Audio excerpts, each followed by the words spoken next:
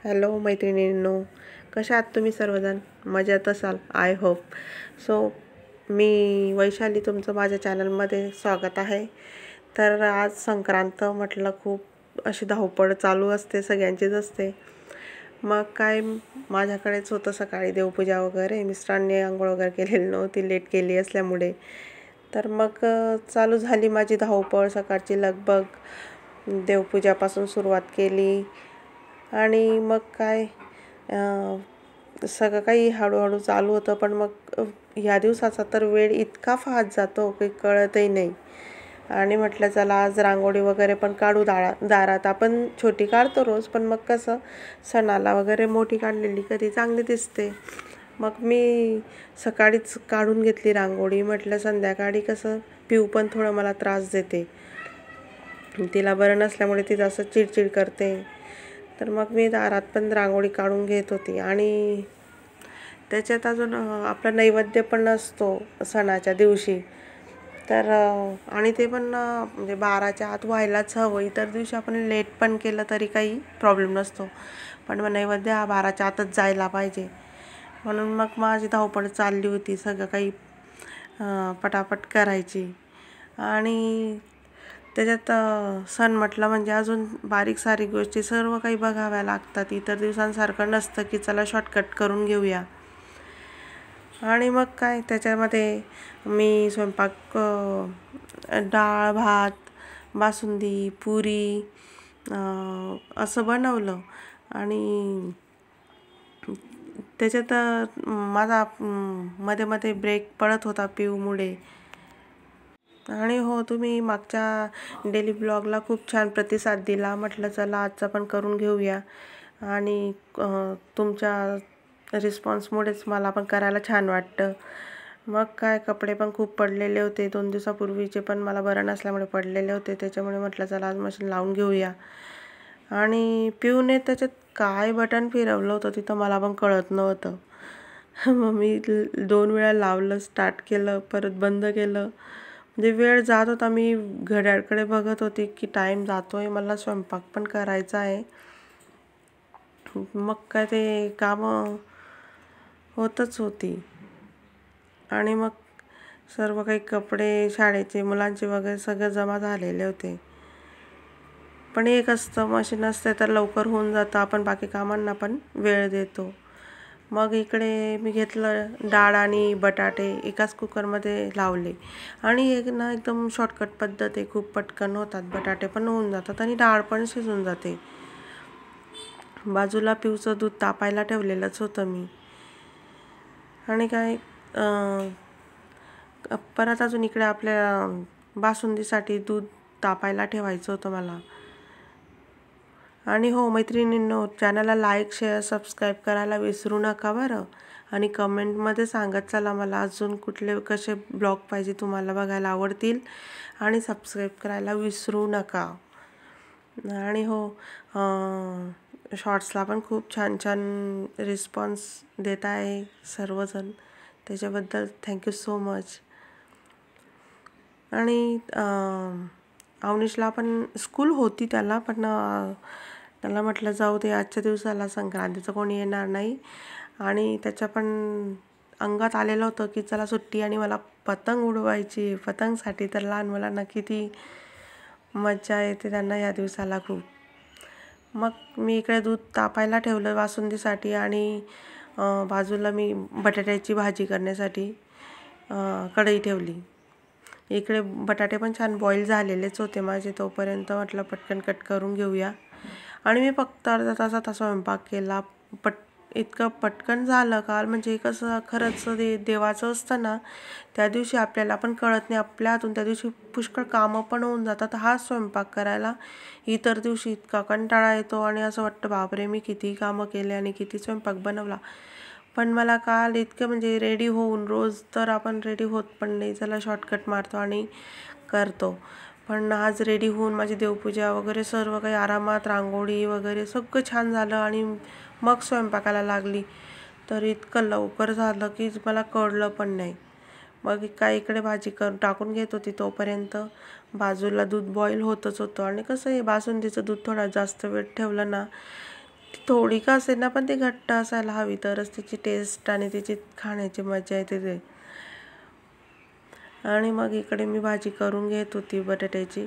आणि हो, आज मिरचीची भाजी नको होती माझ्या दादाला, अवनीशला. त्याला लालवाली खायची होती. तो चटणीची भाजीला लालवाली भाजी म्हणतो बटाट्याची. मग मी भाजी करून घेत होती आणि तोवर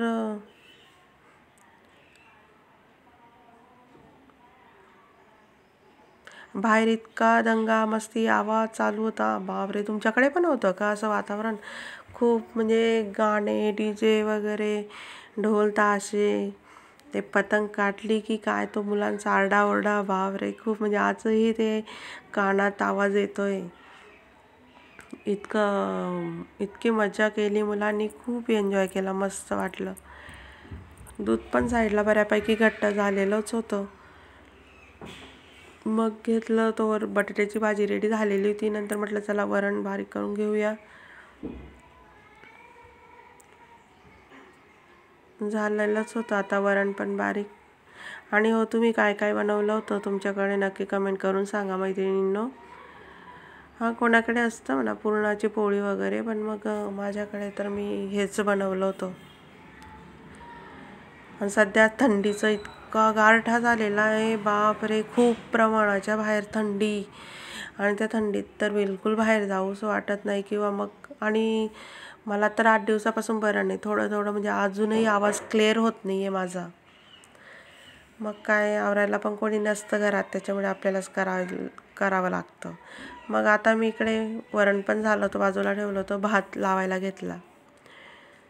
भात पण आता लावला.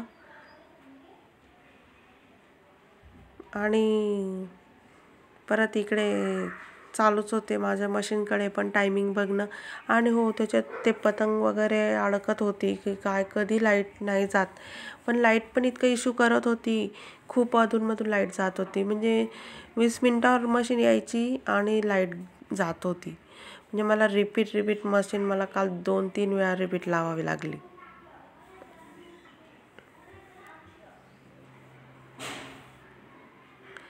मग मी पुऱ्या करत होती. मिस्टरांना पुरी खायची नव्हती, त्यांना थोडा खोकला येत होता, त्याच्यामुळे ते नाही म्हणत होते. ते म्हणे अजून घसायला पकडला तर परत अजून तो महिनाभर तरी सोडत नाही. मग त्यांच्यासाठी 2 चपात्या केल्या. आणि इकडे मी बोलत पण होती, लाईट अधूनमधून जात होती, मुलांचा आवाज येत होता, त्यांच्याशी गप्पा पण मारणं चालू होत्या. मग त्यांना चपात्या, परत अजून आम्हाला पुऱ्या केल्या.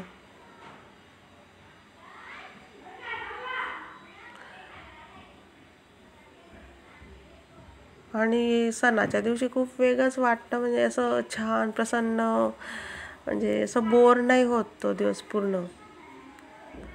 आता पुऱ्या तळून घेत होती मी. म्हटलं चला आधी नैवेद्य दाखवून देऊ, कारण की मुलांचं कसं असतं, मम्मी झालं का, मी घेऊ का, तळलेलं घेऊ का. पण मग कसं असं एकदा नैवेद्य दाखवला की तुम्ही घ्या बाबा किती पण. पण लहान मुलांना तर आपण टाळू नाही शकत, ते ऐकत पण नाही. पण तरी माझा अवनीशने कंट्रोल केलं. मग माझा नैवेद्य पण रेडी झाला, डाळ भात, बासुंदी, पुरी, बटाट्याची भाजी.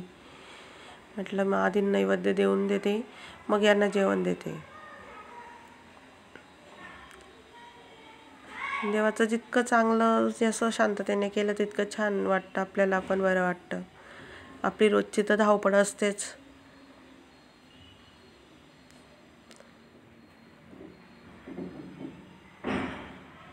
मग अशा पद्धतीने माझी संक्रांतीची इतकी धावपळ झाली. आणि त्याच्यामध्ये संध्याकाळचं तर शूट घेणं पॉसिबलच झालं नाही, सकाळचंच घेतलं. हे जेवायला बसले होते, पिऊ पण बसली होती आयुषदादामध्ये. हा आयुष माझा भाचा आहे, भावाचा मुलगा आहे, माझ्याकडे शिकतो तो. तर त्याच्यामध्ये जेवायला तिला फार आवडतं. आणि असं आम्ही देत होतो तेव्हा जेवत खात नव्हती काहीच त्याच्यामध्ये. मग काय झाले, माझे कपडे तोवर मशीनने आवाज केला, बंद केली. चला म्हटलं आता काढू एकदाचं, झालं म्हटलं कपड्यांचं काम. आणि मी सोफ्याचे कवर पण टाकले होते, म्हटलं आदल्या दिवशी टाकले असते. पण मग कसं मुलं परत वरती पाय ठेवून बसलात सोफ्यावर तर खराब होतात. म्हटलं संक्रांतीला कसं संध्याकाळी येतात लहान मुलं वाटायला, तर छान दिसतं. मग मी दुपारीच टाकले. मग काय आणलं माझ्या पिऊला ते कपडे आणले की खेळायला इतकं आवडतं. त्या कपड्यांसोबत घेईल, तिच्याकडनं पकडलं पण नाही जात तरी पण पकडायला करते ते कपडे आणि पूर्ण बकेट उचलायला करते. नाहीतर आता बघा कशी मध्ये मध्ये चुळबुळ करतच असते ती. बघा गाडीचा आवाज आला, बघितलं तिने तिकडे. बरं नाही आहे तिला, तब्येत खूप खराब झाली तिची आता. आणि कधी कधी खूप शांत राहते, कधी कधी खूप बदमाशपणा करते. आली ती कपडे आता काढायला, फेकले तिने कपडे खाली, फेकले नाही. आता बघ माझ्याकडे दिलं तिने. अशी छान मदत करते. मी मागच्या ब्लॉगमध्येच तुम्हाला सांगितलं होतं की ती असे छोटे मोठे कामं खूप छान करते. आता किती छान टॉवेल दिला तिने माझ्याकडे. पकडलं पण नाही जात तरी पण कशी कपडे देते माझ्याकडे. म्हणून म्हणते ना मी की प्रत्येकाला एक मुलगी नक्कीच असावी. असे छोटे छोटे कामं करतात ना, खूप छान वाटतं. तिला कळत पण नाही, पण हे समजतं मात्र की हां चला मम्मीला कपडे द्यायचे इथं. हे बघा आता रुमाल घेते, हां देते. खूप गुणी आहे ती आणि बदमाश पण खूप आहे.